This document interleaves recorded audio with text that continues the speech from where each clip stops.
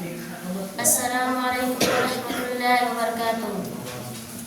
اعوذ باللہ من الشیطان الرجیم. بسم اللہ الرحمن الرحیم. الحمد للہ رب العالمین والصلاة والسلام علی سید المرسلین والعاقبۃ للمتقین. اما بعد فقد قال اللہ تعالی فی القرآن الکریم اعوذ باللہ من الشیطان الرجیم. قل هو اللہ احد اللہ الصمد لم یلد ولم یولد ولم یکن له کفوا احد. صدق اللہ العظیم. حضرات سامعین اکرام، میں نے ابھی آپ کے سامنے قرآن کریم کی 30ویں پارہ کی سورہ اخلاص کی مکمل سورہ تلاوت کی ہے. اس سورت کے اندر اللہ جل شان کی ذات و صفات، توحید، ربوبیت اور وعد عنایت کو بیان کیا گیا ہے. الفاظ اگرچہ مختصر ہے لیکن معنی و مفہوم کے اعتبار سے بہت جامع ہے اور واجب طور پر بتایا گیا ہے کہ مشرکین مکہ میں دو شخص عامر بن طفیل اور ولید بن ربیعہ رسول صلی اللہ علیہ وسلم کی خدمت میں حاضر ہوئے. عامر بن طفیل نے کہا، اے محمد، آپ ہمیں کس طرف سے دعوت دیتے ہیں؟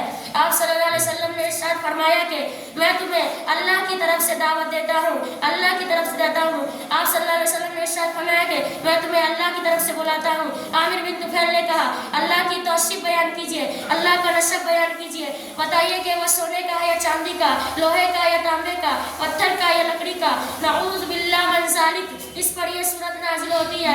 قل هو اللہ احد. اے نبی صلی اللہ علیہ وسلم، آپ ارشاد فرما دیجئے کہ وہ یعنی اللہ ایک ہے، اللہ بے نیاز ہے، اس کا کوئی ہمسر نہیں، اس کا اولاد نہیں اور نہ وہ کسی کا اولاد ہے، اس کے برابر کا کوئی نہیں.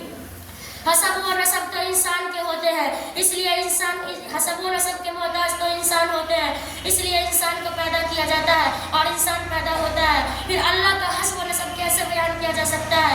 یہ بے بھیجا سوال جس نے اللہ کو گجبناک بنا لیا، یہ گجبناکی قہر اس کے موت کی سبب بن گئی. چنانچہ عامر بن طفیل طاعون میں ہلاک ہو گئے اور ولید بن ربیعہ کو بجلی کے کرنٹ نے ہلاک کر دیا. سامعین اکرام، اس روئے زمین پر، اس کائنات میں، اس جہاں میں، اس عالم میں، اس دنیا میں، اللہ کی اس زمین پر سیدنا حضرت آدم علیہ السلام سب سے پہلے انسان تھے اور سب سے پہلے نبی بھی تھے. اللہ تعالیٰ نے انسان بھی بنایا تھا اور نبوت کے تاج سے سرفراز بھی فرمایا تھا. ان سے انسان دنیا کے اندر پھیلتے چلے گئے اور اس کی بتائی ہوئی تعلیم پر چلتے رہے. سیدنا حضرت آدم علیہ السلام کی تعلیم خاص طور پر توحید پر مسلط تھی اور کسی کو ضرورت نہ تھی اس کے حکم کے خلاف قدم اٹھانے کی. ایک عرص تک اسی طرح گزر گئی، بہت سی کرنا اسی طرح گزر گئی.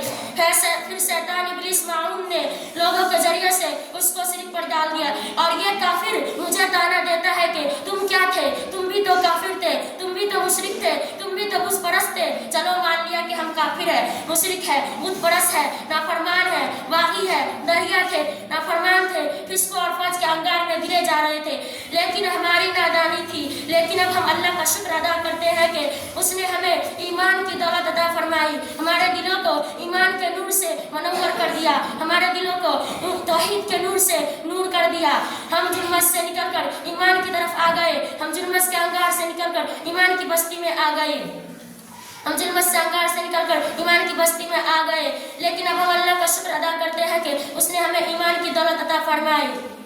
ہمارے پاس رسول کی تعلیم آئی، ہم نے دین قبول کر لیا. رسول آئے اور رسول کو اللہ کا رسول مان کر اطاعت کی، رسول مان کر اطاعت کی.